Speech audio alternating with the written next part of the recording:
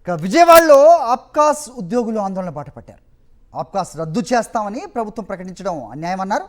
1వ తేదీనే వేతనాలు తీసుకునే దగ్గర నుంచి తిరిగి వేతనాల కోసం ఎదురు చూసే పరిస్థితికి కూటమి ప్రభుత్వం నెట్టాలని చూస్తోందని మండిపడ్డారు. అవుట్సోర్సింగ్ ఉద్యోగులందరికీ ఆప్కాస్ ఏర్పాటు చేసి జగన్ మంచి చేస్తే దాన్ని కూడా రద్దు చేస్తే చూస్తూ ఊరుకోమని హెచ్చరించారు. రాష్ట్ర వ్యాప్తంగా ఉన్న 2.5 లక్షల మంది ఉద్యోగులు కుటుంబాలతో ఆందోళన చేపడతామని హెచ్చరించారు. ఆప్కాస్ రద్దు నిర్ణయాన్ని వెనక్కి తీసుకుని అవుట్సోర్సింగ్ సిబ్బందిని పర్మనెంట్ చేయాలని వారంతా డిమాండ్ చేస్తున్నారు. రైట్, ఇదే అంశంపై సమాచారం మా ప్రతినిధి సురేంద్ర అందిస్తారు. సురేంద్ర, వివిధ ప్రభుత్వ శాఖల్లో పనిచేస్తున్న కాంట్రాక్ట్ అవుట్సోర్సింగ్ ఉద్యోగులంతా కూడా ఆందోళన బాటపట్టారు. ప్రభుత్వం కొత్తగా ఒక నిర్ణయం తీసుకుంది, ఆప్కాస్ను రద్దు చేస్తామంటూ. దానికి వ్యతిరేకంగా ఈ రోజంతా ఉద్యోగులు ఆందోళన బాటపట్టిన పరిస్థితి కనిపిస్తుంది. మనతో పాటు ఆ సంఘానికి సంబంధించిన రాష్ట్ర నేత ఏవి నాయస్తున్నారు, ఆయనతో మాట్లాడుతూ సార్ ఏంటి ప్రభుత్వం ఆప్కాస్ను రద్దు చేస్తామంటే ఇప్పటికే ప్రకటించింది, మళ్ళీ పాత విధానాన్ని తీసుకొస్తామని చెప్తున్న పరిస్థితి ఏం చెప్తారు? కేజీబీవీ లాంటి సొసైటీలు, యూనివర్సిటీలు, ధార్మిక సంస్థల్లో 2 లక్షల మంది పైగా అవుట్సోర్సింగ్ ఉద్యోగులు పనిచేస్తున్నారు. వీళ్లలో గత ప్రభుత్వం ఆప్కాస్ని ఏర్పాటు చేసి 1,20,000 మందిని చేర్చింది.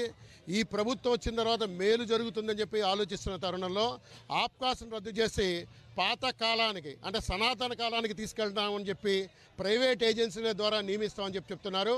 దీన్ని మేము వ్యతిరేకిస్తున్నాం. ఆప్కాస్ని రద్దు చేయకూడదు, రెగ్యులరైజ్ చేయండి. ఆప్కాస్ని రద్దు చేయాలనుకుంటే రెగ్యులరైజ్ చేయండి. రెగ్యులరైజేషన్లోగా ఆప్కాస్ని కొనసాగించాలి. అందరికీ కూడా మినిమం టైం స్కేల్ అమలు చేయాలి. కరువు భత్యాన్ని చెల్లించాలి. ప్రభుత్వం హామీ ఇచ్చిన ప్రకారం సంక్షేమ పథకాలని అమలు చేయాలి. రిటైర్మెంట్ బెనిఫిట్స్ ఇవ్వాలని చెప్పి డిమాండ్ చేస్తున్నాం. 62 సంవత్సరాల రిటైర్మెంట్ వయసును పెంచాలని చెప్పి కూడా కోరుతున్నాం. ఈ సమస్యల పరిష్కారం కాకుంటే భవిష్యత్తులో మరింత 2 లక్షల మంది ఉద్యోగులు కుటుంబాలతో సహా రోడ్ల మీద కూర్చుంటాం. ప్రభుత్వం ఆలోచించాలి.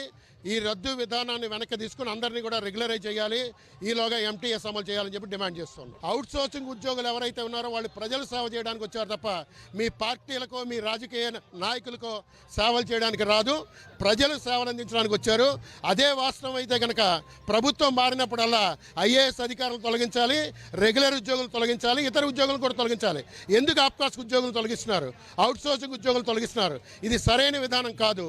ఈ పద్ధతి కొనసాగితే దీని మూల్యం భవిష్యత్తులో మీరు చెల్లించుకోవాల్సిన అవసరం ఏర్పడుతుందని చెప్పి ఆప్కాస్ అవుట్సోర్సింగ్ ఎంప్లాయీస్ ఫెడరేషన్గా, AP state government contract and outsourcing employees teachers workers జేఏసీగా, AP state government contract and outsourcing ఎంప్లాయీస్గా, ఎస్ఎస్ఏ జేఏసీగా, ఎన్హెచ్ఎం జేఏసీగా, AP medical and health contract workers యూనియన్గా చెప్తూ ఉన్నాం. ప్రభుత్వం కనుక స్పందించకపోతే మొత్తం అవుట్సోర్సింగ్ ఉద్యోగులంతా కూడా ఆందోళన బాట పట్టే అవకాశం ఉందంటూ ప్రభుత్వాన్ని హెచ్చరికలు అయితే ఏవి నాయకులు జారీ చేస్తున్న పరిస్థితి కనిపిస్తుంది. కెమెరా పర్సన్ వంశీతో కలిసి సురేంద్ర, సాక్షి టీవీ, విజయవాడ నుంచి.